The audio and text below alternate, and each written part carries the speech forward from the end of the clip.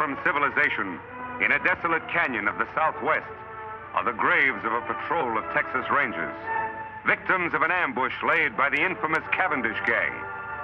One grave, however, differs strangely from the other 5, for it contains no corpse. Now on the canyon walls, a desperate battle is being fought. Vince Collins, a member of the Cavendish gang, fights 2 determined men whom he has just tried to betray. One is a masked man, the Lone Ranger, who built the empty grave to conceal the fact that he still lives.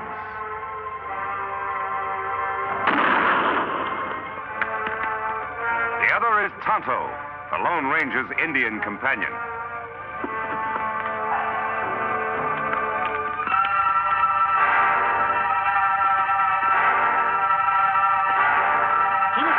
Look out! I'll get you now, Ranger.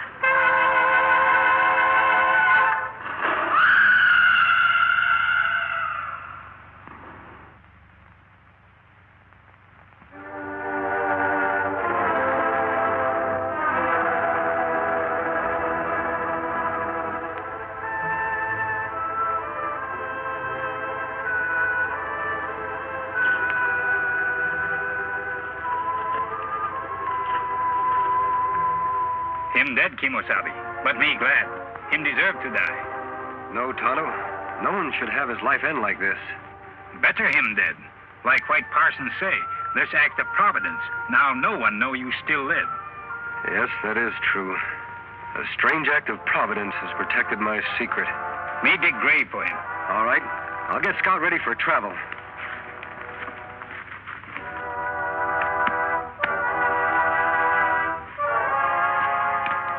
On, fella.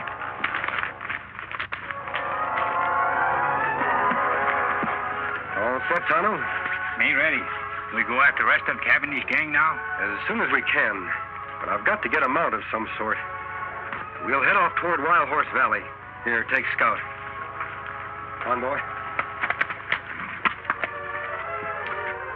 For 2 days, the Lone Ranger and Tonto traveled toward the remote valley of Wild Horses, where a particularly sturdy breed of horses lives, unknown and unmolested by the hunters of the West. Later, at the entrance to this valley, the Lone Ranger and Tonto hear sounds of a furious battle. Beyond the rocks in a small glen, they catch a glimpse of a huge buffalo about to gore the life out of a fallen horse. Quickly, the Lone Ranger reaches for his gun. You hit him, Kimosabe. I hope it was soon enough, Tonto.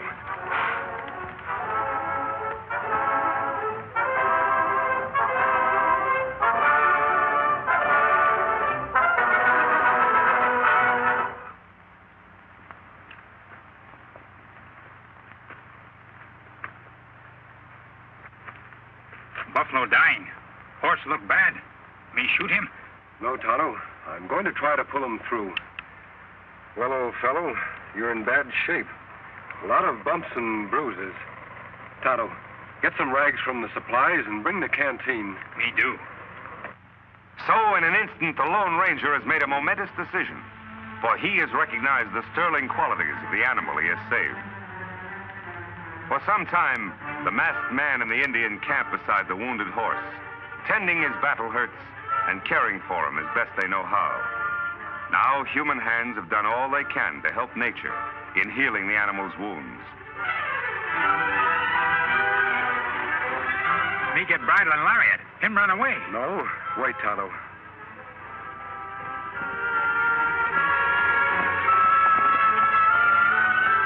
I'd like that horse more than anything in the world. But if he wants to go, he should be free.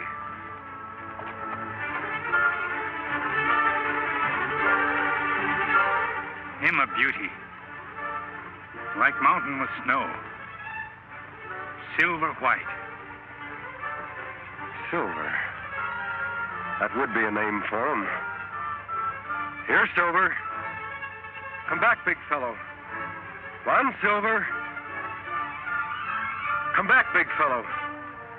Come on, Silver. Me get bridle now. Him come back. No, he wouldn't take a bit. I'll use a hackamore for the time being.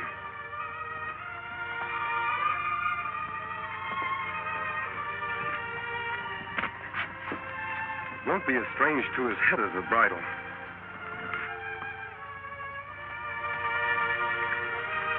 There. There, Silver. You only knew how we need you. Ooh. Oh, boy.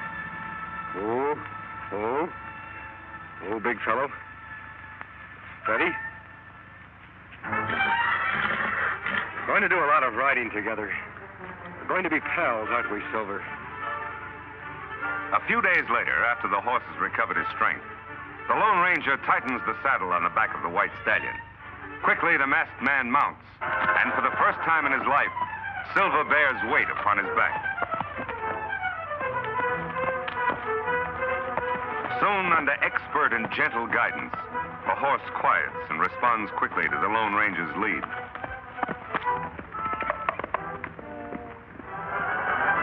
Later, the hackamore is exchanged for a bridle and bit. Here is no conflict between animal and master. Here, instead, is a partnership between horse and rider.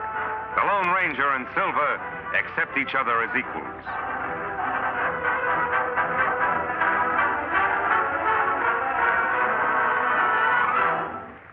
He's a beauty, Tonto.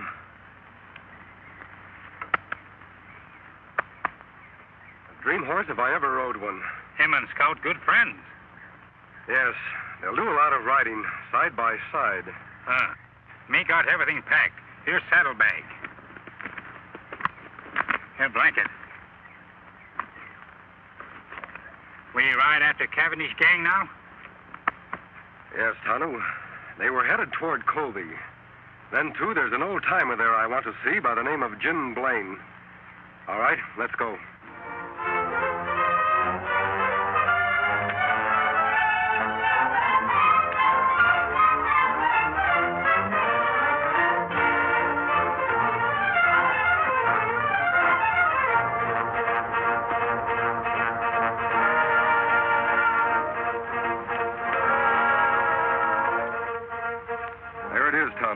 Jim Blaine's place. Look like him got company. We'll wait until the caller leaves before we drop in. It's nice seeing you, Judge. Be seeing you next week, Jim. Look, the side of the house.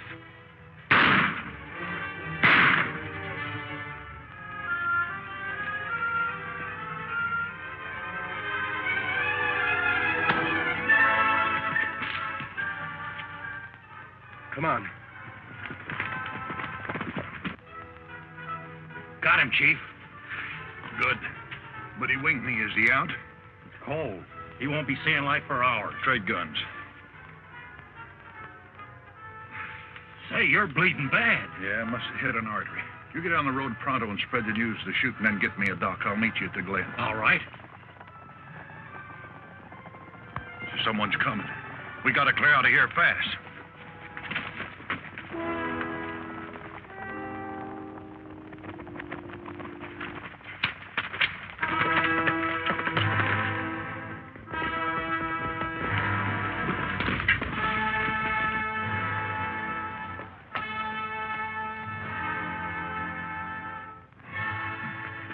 Him dead yonder, Kimosabe. How's Jim? He's had a hard knock. Me thought maybe murderers killed Jim, too. They could have, Tonto. But for some reason, they wanted Jim to be found here alive. He's coming, too. Help me carry him to the porch. So that's why I'm after Cavendish, Jim. The reason for the mask. My real identity is to be kept a secret, known only to the three of us. Well, I'll be hanged. You sure got a job cut out for yourself, Reed. I mean, Lone Ranger. I'll help him any way I can. I was hoping you'd join us, Jim, and live up at our old silver mine. Oh, you're mighty kind to an old ex-ranger who used to nurse me, ya boy. Sure would like to. Never did like living here trying to farm, only... Only what? Well, I can't run out now with the owner of the bank. Poor old Judge Knox lying dead back there. Folks might think that I did it. Why, they might start blaming me for all the rest of the killings that's going on in town. More murders, Jim? Yes, lots of them. First, it was Lem Peters. He owns a newspaper. Then Biff Anderson, postmaster and telegraph man combined. Then Max Strauss, the hotel man. And a couple others, too. Why, it seems everybody important in Colby is getting shot. The sheriff's plumb going crazy. Did you recognize the man who killed the judge? Couldn't mistake him. It was Butch Cavendish, the owl hoot you said you're after. Cavendish. He must be doing these killings in Colby for a very special reason. Yeah, but why? Most likely he wanted the murders to look like a local affair. I'm certain, Jim, will upset his plans if you're not around to accept the blame for the judge's death. That old silver mine of ours will be a perfect hideout for you. Yes, it would. By cranky, I guess you're right. It would be best if I became scarce around here for a bit. I'll go along with you. That's fine. How's his knee, Tonto? Leg better now. Good. Help me put Jim on Silver's back. A few hours later, after a tedious ride over winding trails and unknown paths, the Lone Ranger, Jim, and Tonto approached the site of the secret silver mine.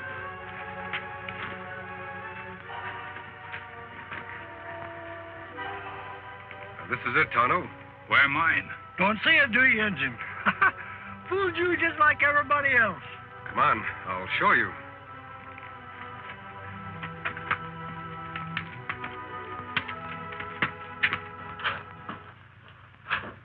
Here we are, Tonto. It must have been 10 years ago that my brother, old Jim here, and I discovered the mine and built this shack. 9 years ago this spring. Still no see mine. Over here, Tonto. It's under the bunk. There. Yep, one of the richest veins of silver ever found in these here parts. I never thought I'd care about digging up the ore. That is, until now. Water there, too. That's a spring we were cleaning out when we found the vein. We drained the water to get to the silver ore. Jim, you and I can fix up this place while Tonto goes into town for the sheriff. His name is Taylor, isn't it? Yep, old Two-Gun is still on the job. All right, Kimosabe. When you find the sheriff, tell him you know where Jim Blaine is. He'll come with you. That's good. Me go now. The shack seems to be in pretty good shape. I'll be as snug as a bug. All I want out of this place is enough silver for some immediate needs. Other than that, all you can dig is yours. Oh, now I couldn't. You're entitled to it, Jim. You'll have to do all the work. You know, I could refine a little ore right here. That's just what I want you to do, Jim. Then in the future, whenever Tonto and I come back here, we can get the pure metal for money and bullets. Bullets? Yes. I want some of the ore cast into silver bullets. Thunderation, what's the matter with lead bullets? They'll kill just as well as... You forget I told you I vowed never to shoot to kill. Silver bullets will serve as sort of a symbol. Tonto suggested the idea. Symbol? Of what? A symbol which means justice by law. I want it to become known to all who see the silver bullets that I live and fight only to see the eventual defeat and the proper punishment by law of every criminal in the West. By criminy, I think you've got something there. And I'll mold you all the silver bullets you want, Ranger. But from what I know about this here country, there'll be an awful lot of silver shot up before you're through. I hope not, Jim. We have a lot of metal here for that purpose, if we need it.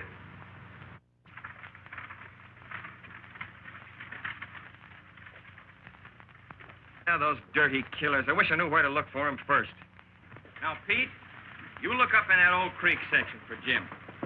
Lem, go get Creel and fetch the Doc's body and bring it back into town. This is a fine time for Doc Drummond to be missing. Jim Blaine disappearing.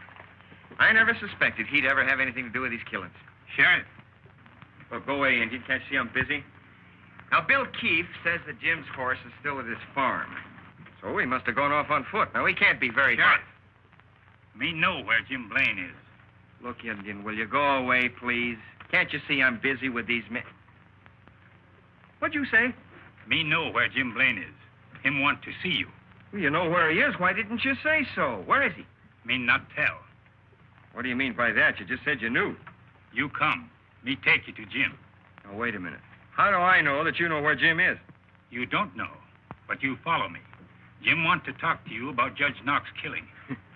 Bet he does, all right. Yeah, and I want to talk to him, too. Hank, you and I are saddle up. We're going to follow this engine. No one come. Only you. Now, look. You don't think I'd be silly enough to go with you alone, do you? Me think so. You brave lawman want to solve mystery. Maybe you're right. Well, maybe he's right, huh? How long a ride is it? Not far for tough sheriff. Maybe 2 hours away. All right, Injun. You lead the way. But don't forget, any funny business? Hank, keep an eye on things like I'm back. All right, Two-Gun.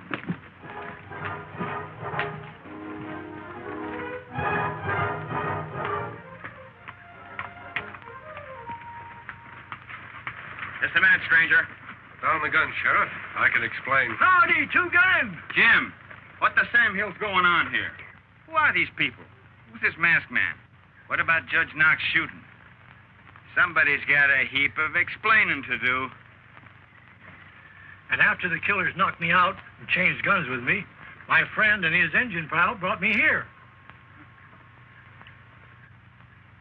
It's a very interesting story, Jim.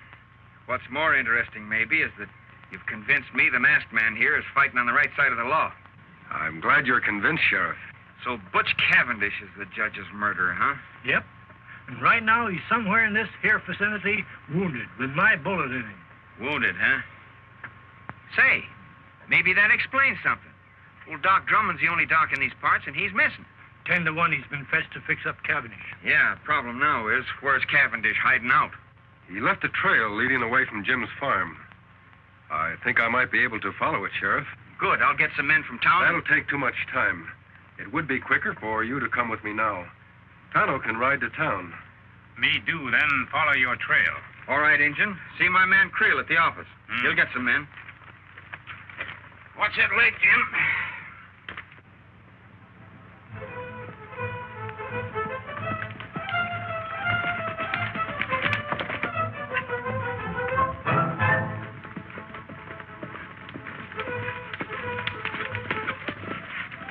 Look here.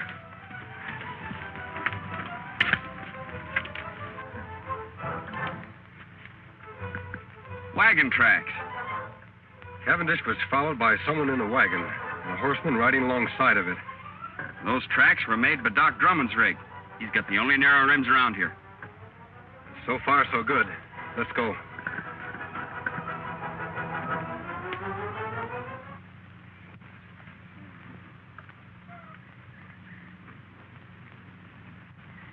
Oh, Doc, take it easy. Well, I'm doing the best I can. There it is. All right, get on with the bandaging. I'm in a hurry. What's the matter? You scared of something? Like maybe the sheriff will find us? Why should I be? I'm getting rid of him just like I did everybody else of importance in Colby. You mean to say that you're responsible for all those murders that have happened in the last week? Sure. Might as well let you know. You see, Doc, all the men that have stepped into their vacated positions belong to my organization. It's taken a lot of planning, but we're just about set. I'm taking over Colby. Well, why are you telling me this? I'm going to be needing sawbones in my organization, and I've just decided you're going to be him. Like blazes I am.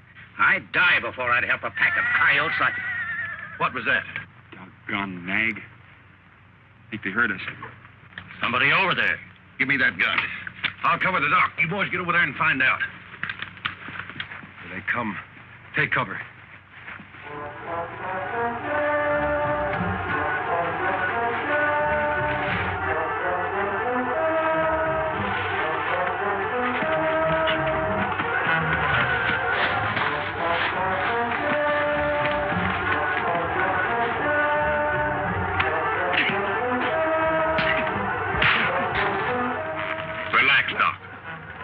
Whatever's going on out there, my man will take care of it.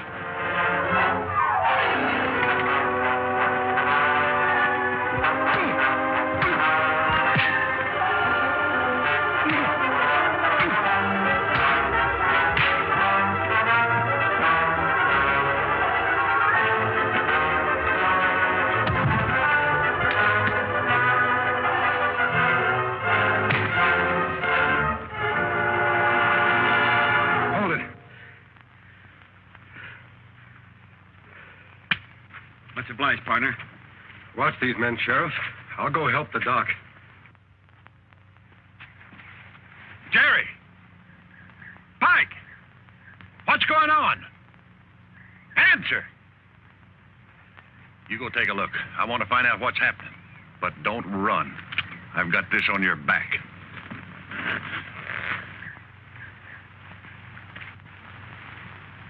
Cavendish, drop that gun. All right, Sheriff. Bring in the others.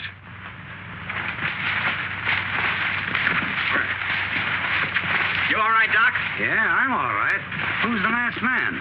He's on the side of the law. Well, this crook was going to take over Colby. He admitted all those murders. We know, Doc. We overheard him. Sheriff, you can take Cavendish to town in Doc's buggy. These other three will tie up and put on their horses. Doc, do you know where their mounts are? Yes, behind the rocks over yonder. Thanks. Here you are, Doc. Watch these owl hoots close while I tie them up. Yeah, I hope they do make a move, especially this one. Remember this, boys. I'm not in jail yet. Shut up. Working your mouth is making a move. Come on, Silver.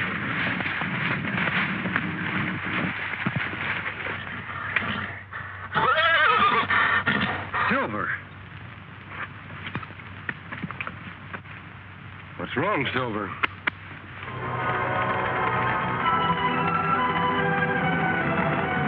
Those are my men. I knew they were due here about this time. So you thought you had me, Sheriff. Well, you haven't. You, the sawbones, and that masked man over there behind those rocks can start counting the minutes you gotta live. Beginning right now. Silver, we're going to save the doc and the sheriff.